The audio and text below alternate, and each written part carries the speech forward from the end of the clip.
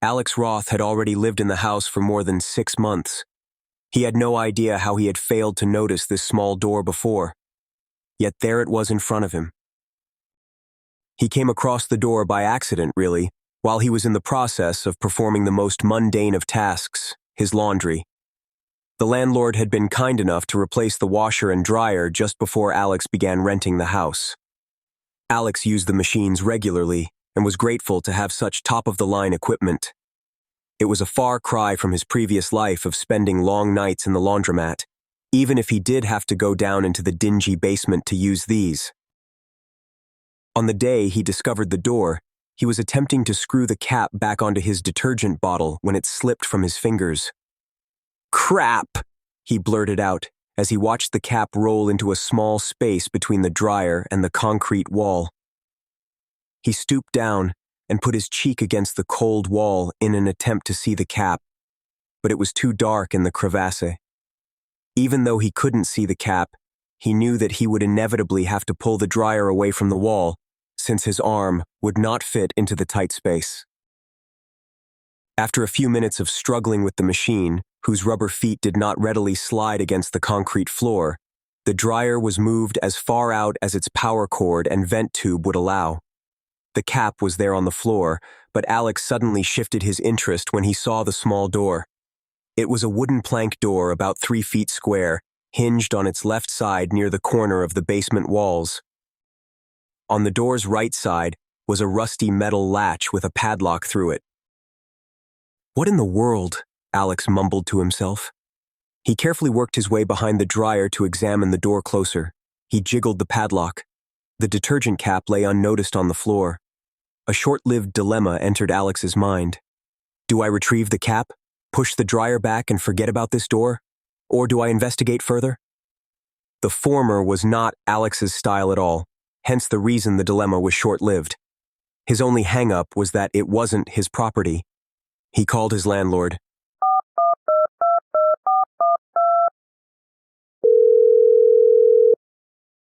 "Tom, it's Alex. Hey, did you know about the little door down in the basement behind the dryer?" Well, I saw it when they installed the new laundry units, but it was locked, so I didn't mess with it. Tom replied. "Weren't you curious at all?"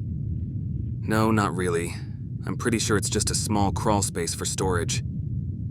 "Do you mind if I open it and take a look? I'll replace the padlock with a new one." I don't know if that's a good idea. It's probably been closed up for a really long time. Alex, you're not really going to open it, are you? "Sorry, Tom, I've got to go. There's another call coming in." And Alex hung up. That last part was a lie. He just wanted to get off of the phone before Tom told him outright not to open the door. Alex didn't see what the harm would be, especially since he offered to replace the lock. A few moments later, he returned to the door with a hacksaw. After nearly 30 minutes of struggling with the saw blade against the hardened steel padlock, Alex cursed Hollywood for making it look so easy. Finally, the blade broke through, and he was able to swivel the lock around and remove it. The latch then came free with little resistance. The door did not budge as easily. Who knows how long it had been wedged inside the tight opening in the concrete wall. With the help of a pry bar, it broke free with a pop, and the door swung freely.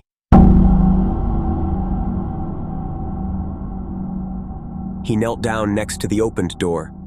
Alex was hit with the smell of dank, musty air. The darkness inside was absolute, the silence oppressive. He leaned forward just enough for his head to cross the threshold slightly.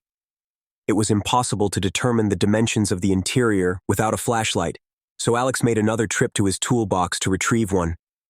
Upon returning, he knelt down once more and shone the light into the opening. Inside, it was quite a bit larger than he was expecting. Alex estimated it at about 10 feet by 10 feet, with a ceiling high enough to stand without crouching. The walls were not made of concrete, but rather stones that had once been carefully put into place, now covered with mold and mildew. Planks of rotted wood made up the ceiling, and the floor was compacted dirt. A quick scan with the flashlight showed that, much to Alex's surprise, the space was empty. The only thing that stood out to him was an area about midway down the left wall where some stones near the floor had dislodged and fallen into the room.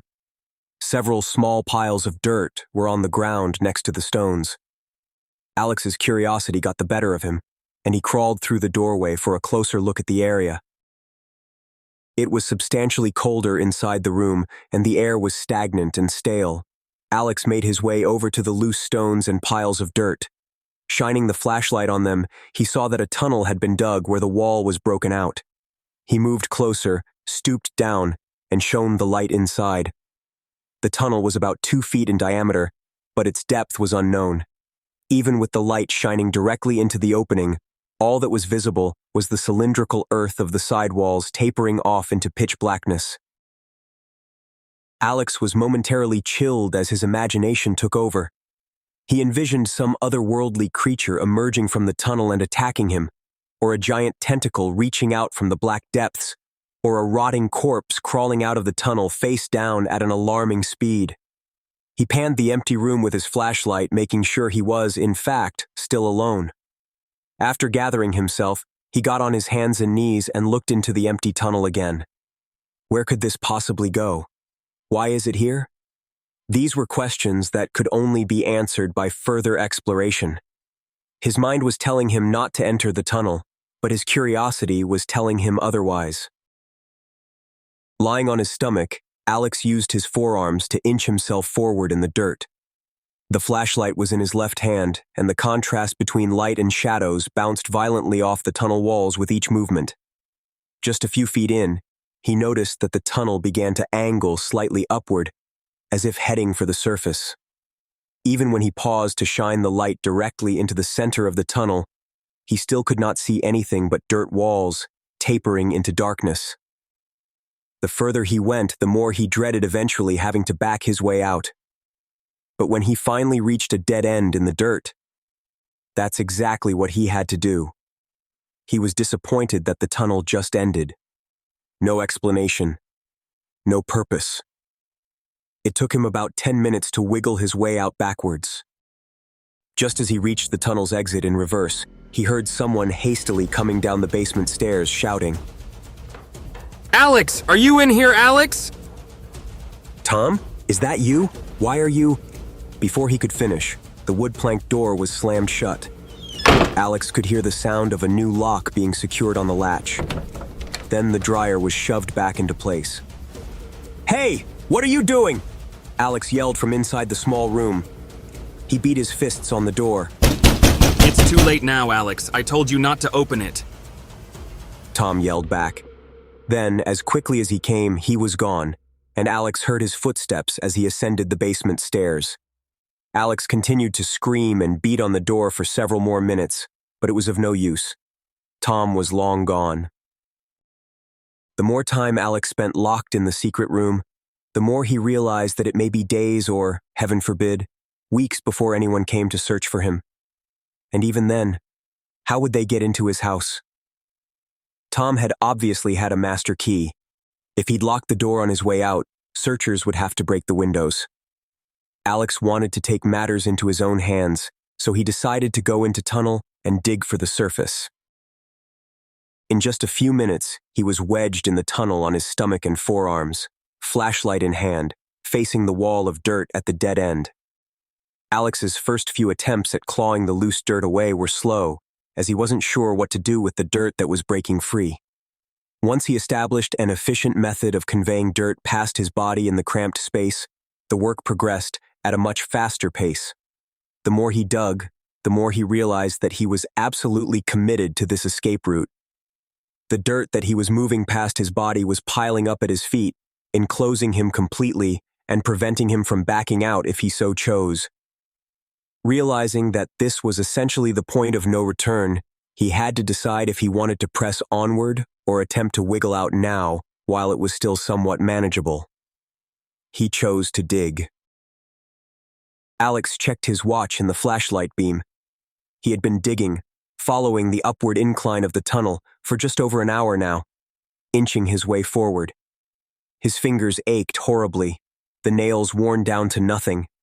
He had to periodically reassure himself along the way that he could make it, The surface had to be close.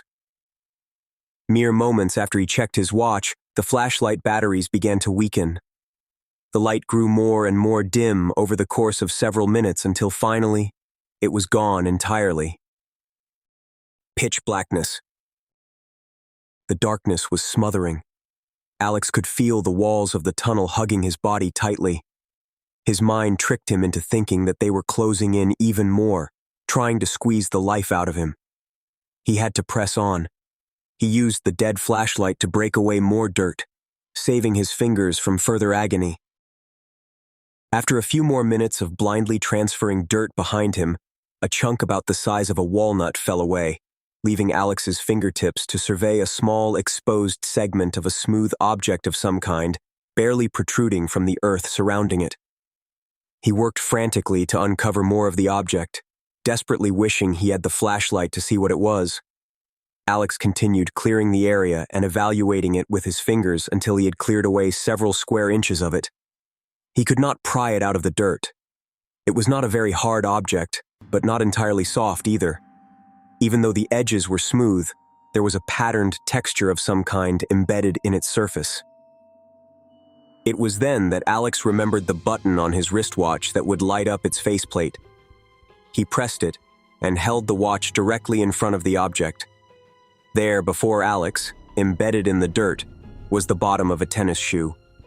Using the edge of the shoe as a guide, he clawed more soil away until the lower cuff of a pant leg was revealed. Good Lord, I wasn't the first one he locked in here. Alex whispered. This tunnel was someone's escape attempt. Alex worked at the dirt around the corpse, being meticulous not to disturb the remains. As he progressed, he felt the emptiness of the deceased person's blue jean pant leg, the only exception being the hard bone wrapped inside it. Further on, he found what likely used to be a pink sweatshirt, now dark brown and saturated with caked-on mud, and clinging tightly to the shape of a compressed ribcage. After this discovery, he assumed the body was female. He uncovered a dainty skeletal hand next to the torso, fingers grasping a flat object that was apparently being used as a makeshift shovel in the girl's final attempt to claw her way to freedom. Alex was careful to keep the digits intact next to one another as he removed the flat object. He checked it in the light of his wristwatch face. A public library card? Casey J. Potter! Oh my God, Alex blurted out. I found her! 5 years ago, the case of a local teenager who had been kidnapped from the Spring Oaks shopping mall made headlines for months. It happened in broad daylight on a Saturday afternoon, and the entire community was paranoid for weeks afterward. Casey Potter had become a household name locally, and was even recognized quite often on a national level. And now, Alex couldn't believe he was lying next to her in her earthen tomb. Alex continued digging his way forward. He did not uncover the entire skull, just the side of the jaw and one empty eye socket. He dug for what seemed like hours more before his fingers finally broke through the surface. A rush of fresh air enveloped him. Alex breathed deeply, the most refreshing breaths he'd ever taken. He had been digging for so long that it was dark outside when he finally extracted himself from the tunnel and rested his exhausted body on the lawn, staring up at the stars on that clear night. In the following days, authorities exhumed the remains. Alex was hailed a hero by the media. He was interviewed by several of the local news channels, whose journalists all let out the same gasp as he described what he had been through. The Potter family received closure and was able to mourn properly for the first time in 5 years. Tom Drury was arrested and initially maintained his innocence. But after long hours of interrogation, he eventually caved and confessed to the kidnapping. Over time, the occurrences of strangers recognizing Alex in public dwindled. Hearing, "Hey, you're the guy that found Casey Potter," became less and less frequent. He had moved into a new rental house shortly after the incident, and everything was getting back to normal. And then, he found the door. A small door in the back of a coat closet under the stairway.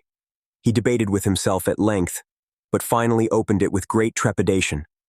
A wash of relief came over him when he realized that it was simply an extension of the storage space under the stairs, completely empty and no tunnels.